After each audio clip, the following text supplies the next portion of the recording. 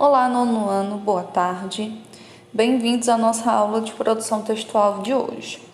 Como vocês já puderam ver na descrição do vídeo e também nas informações que eu compartilho junto com o link, o nosso conteúdo de hoje está no livro de Gêneros, Leitura e Análise. Então, por favor, pegue o livro de Gêneros e abra na página 46. Nós temos uma reportagem. Já estou adiantando para vocês, preparem-se, porque é uma reportagem extensa, mas extremamente interessante, falando a respeito de quando cientistas usam a sua inteligência a serviço do mal. Nós vamos falar especificamente sobre isso, inteligência a serviço do mal. E essa reportagem foi escrita por Tiago Minami. Então, o que nos diz a manchete? Como eu já falei anteriormente, inteligência a serviço do mal. Subtítulo: o que acontece quando os melhores cientistas do mundo decidem alugar o cérebro para fins nada nobres? Então, vamos lá, gente, acompanhem comigo a leitura dessa reportagem. William Harper está preso em seu laboratório há 3 dias. As portas estão trancadas e do lado de fora um bando raivoso grita insultos e o chama de assassino. Para sobreviver, conta com a esposa que discretamente entrega cobertores e comida por uma janela que dá para a rua. Harper está cercado por colegas que se acomodam pelo chão e esperam a multidão enfurecida dispersar-se.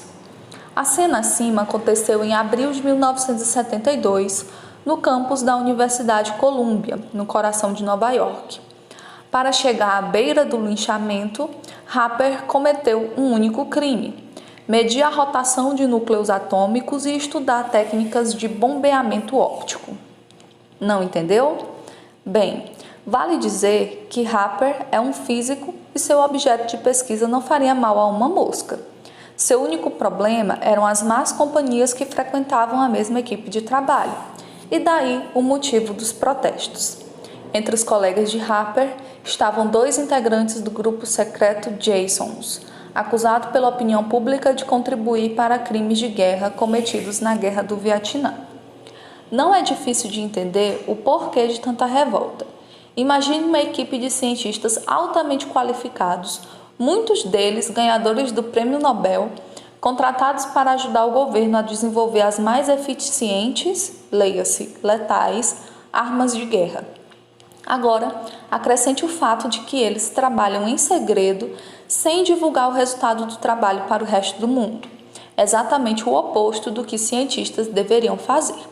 Pois esses são os Jasons, coadjuvantes de alguns dos capítulos mais controversos da história americana recente. Entre eles, a disputa armamentista na Guerra Fria e a matança de civis no conflito com o Vietnã. Ciência por baixo dos panos. Tudo começou em 1957. Disposta a provar sua superioridade tecnológica, a União Soviética enviou ao espaço o Sputnik, primeiro satélite da história. Os Estados Unidos entraram em pânico. Eram tempos de Guerra Fria, quando cada lado precisava se mostrar mais forte que o outro. Ao lançar o Sputnik, os soviéticos pavoneavam a seguinte mensagem: Ei, americanos, se temos um foguete capaz de chegar ao espaço, não há dificuldade em explodi-lo no quintal da sua casa.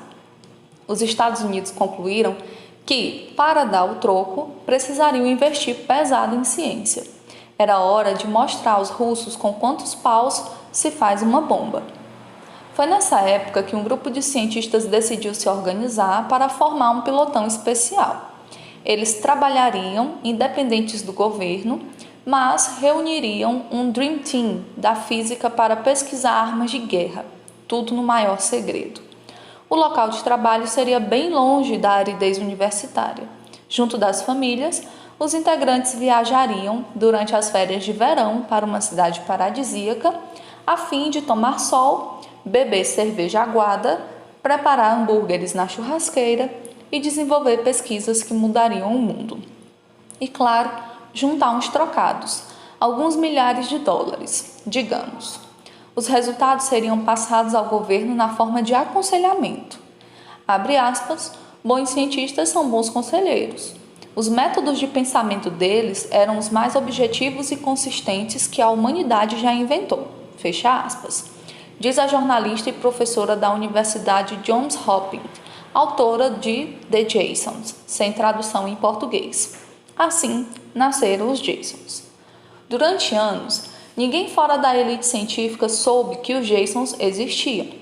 Apesar de o grupo reunir entre os fundadores cérebros do calibre de Charles Townes e Marvin Goldberg, veteranos do projeto Manhattan, que desenvolveu a bomba atômica. O mistério começava pelo nome. Jason era o nome do cachorro de Marvin, mas também se referia ao mito de Jasão, o herói da mitologia grega, e as iniciais em inglês dos meses de julho, agosto, setembro, outubro e novembro, período em que ocorriam os encontros. 7 pesquisadores, ou 1/3 dos que participaram da equipe nos primeiros anos, ganhariam o Nobel no futuro. Na primavera, a cúpula dos cientistas se reunia com os todo-poderosos do país para discutir quais assuntos seriam pesquisados no verão seguinte. O grupo tinha tratamento VIP na Casa Branca e não era para menos. Se a humanidade não foi dizimada por uma guerra nuclear, isso se deve em parte ao fato de que, em 1967, os Jasons reprovaram o uso de armas nucleares no Vietnã. Sem entrar em questões éticas, demonstraram que as maiores vítimas da hecatombe seriam as próprias bases americanas, e não as inimigas. Nem só de guerras viviam os supercientistas. No final da década de 1970, eles selecionaram uma equipe para analisar o aquecimento global. Na época, ainda não se sabia ao certo as causas do fenômeno. A solução para a pesquisa, nada modesta, foi elaborar um modelo do mundo em miniatura, a fim de testar os efeitos da emissão de dióxido de carbono na atmosfera. Não foi suficiente para resolver o problema, porém, a partir da invenção, foi possível compreendê-lo melhor. A ciência da guerra. O mais importante legado dos Jasons, porém, foi militar. Em 1966, por exemplo, inventaram um equipamento que mudaria as guerras até hoje. Naquele momento, o exército americano, apoiado pelo Vietnã do Sul, sofria com a resistência dos comunistas do Norte. Técnicas tradicionais de batalha não funcionavam. A economia baseada na agricultura de subsistência era difícil de ser atingida por bombardeios aéreos. As maiores indústrias não produziam artefatos militares, que vinham todos da China e União Soviética. Após 1 ano e meio de conflito, o inimigo só crescia. O governo pediu então a ajuda dos Jasons. A conclusão foi rápida e unânime. Para vencer a guerra, seria necessário impedir que as tropas do norte chegassem ao sul e cortar o deslocamento de suprimentos de uma parte a outra. O meio mais eficiente para isso seria atacar uma longa rede de rotas e trilhas, chamadas de trilhas do Ho Chi Minh, por onde circulavam grande ou quase todos os recursos do adversário. A solução apontada foi levantar uma barreira invisível que não precisasse de soldados para vigiá-la. Impossível? Não para os Jasons. A engenhoca funcionava e ainda funciona assim. Aviões derrubam pequenos artefatos sonoros nas trilhas. Quando uma tropa passa pelo aparelho, um sinal é disparado. Computadores analisam sua origem e avisam a Força Aérea sobre o local que deve ser bombardeado. Abre aspas. Há a possibilidade de esse ser um dos maiores avanços em artefatos militares desde a pólvora, fecha aspas, disse na época o senador Barry Goldwater. De fato, a invenção da barreira eletrônica modificou o jeito americano de fazer guerra, permitindo driblar o desconhecimento do território inimigo. Com algumas modificações, a criação foi utilizada em todas as guerras até hoje, e também na fiscalização de imigrantes na fronteira com o México. O Mar de Rosa dos Jasons durou até 1971, quando a imprensa publicou uma coletânea de arquivos do Pentágono relatando as principais ações dos grupos na Guerra do Vietnã. O resultado? A revolta da população contra os cérebros mais brilhantes da nação. Em Santa Bárbara, a garagem do integrante Gordon MacDonald foi incendiada. Ken Watson viu os muros da vizinhança pinchados com a expressão criminoso de guerra. Dick Garvin foi chamado de assassino de bebês num voo e outros tantos colegas foram expulsos de conferências científicas.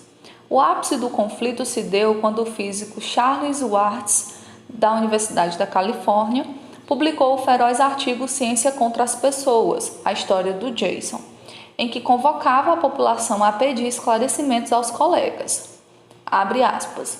Nós temos um direito, na verdade um dever, de cobrar a responsabilidade final pelos serviços prestados aos militares. Fecha aspas. Escreveu. Em seu documento, Schwartz apontou que a participação de cientistas em guerras não é nova. O matemático Arquimedes, por exemplo, entrou nas guerras púnicas para livrar Siracusa dos romanos. Contemporânea é apenas a discussão ética sobre até onde ciência e guerra devem andar de mãos dadas. É fato, porém, que uma necessariamente influencia a outra. Abre aspas. Os conflitos aceleram o desenvolvimento científico. Fecha aspas. Diz Motoyama, professor de História de Ciência da USP. Abre aspas. Desde a Revolução Técnico-Científica, no final do século XIX, esses períodos proporcionam uma oportunidade de transformar em prática o que se sabe na teoria. Fecha aspas. O que não significa colocar a busca pelo desenvolvimento acima de tudo. Afinal de contas, se a ciência existe em prol da humanidade, utilizá-la para o nosso próprio extermínio é, no mínimo, contraditório. Todas essas questões pesaram na decisão de William Harper, o jovem físico do início da reportagem, quando ele decidiu juntar-se aos Jasons. Após ter sido quase linchado, ele concluiu, abre aspas, com tantos inimigos desprezíveis, eles certamente devem ser muito bons, fecha aspas.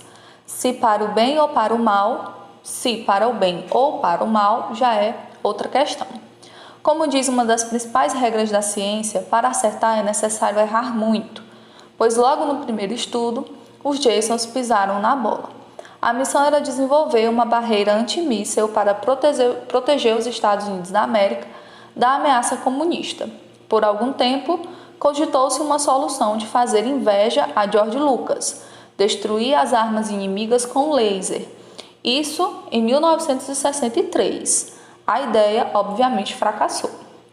A medalha de ouro na categoria cientista louco, porém, vai para o greco-americano Nicholas Christophilus. Um dos primeiros a se juntar aos Jasons, ele não era um professor acadêmico, mas proprietário de uma firma para manutenção de elevadores. Leitor de publicações científicas, ele enviou uma ideia genial por correio e foi convidado a se juntar aos cérebros do grupo. Para solucionar o problema da barreira antimíssel, ele deu uma sugestão de fazer inveja aos melhores roteiristas de ficção científica. Criar uma enorme nuvem de elétrons presa ao campo magnético da Terra que fritaria qualquer corpo que por ela passasse. A ideia foi levada a cabo e, por incrível que pareça, deu certo. Só que, em vez de destruir armas, atingiu alguns satélites em órbita e o projeto foi sepultado.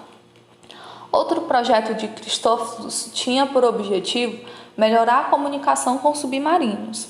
A proposta: transformar os estados de Wisconsin e Minnesota e talvez metade do Canadá na maior antena já imaginada. Essa nem saiu do papel. O cientista só deixou as maluquices quando morreu, em 1972. Um dos últimos fracassos dos Jasons foi no atentado de 11 de setembro ao World Trade Center, mas certamente não por culpa deles. Eles bem que tentaram avisar, mas segundo a jornalista Anne, o governo Bush não é lá muito chegado em dar ouvidos a palpite de cientistas. Por esse motivo, o grupo, que existe até hoje, anda em baixa. Quem sabe com o próximo presidente. Lembrando que essa reportagem foi acessada no dia 25 de julho de 2011. Então tem um certo lapso temporal aí. Bom, gente, acho que nem nas maiores teorias da conspiração que as pessoas gostam de criar, de inventar, de difundir na internet, as pessoas não pensariam em um grupo de cientistas tão brilhante e que pudesse estar envolvido com tantas coisas antiéticas, amorais e erradas, né, ao redor do mundo, principalmente envolvendo aí o governo dos Estados Unidos da América. Então, meus queridos, após essa extensa reportagem, muito informativa, cheia de detalhes, vocês têm as questões de interpretação que se encontram na página 52 e 53. Então, por favor, caso seja necessário, releiam a reportagem para vocês fixarem os conceitos que estão sendo transmitidos nela, ok? E assim vocês consigam responder corretamente as questões que estão aí nas duas páginas, 52 e 53, ok? Então, bons estudos e até a nossa próxima aula.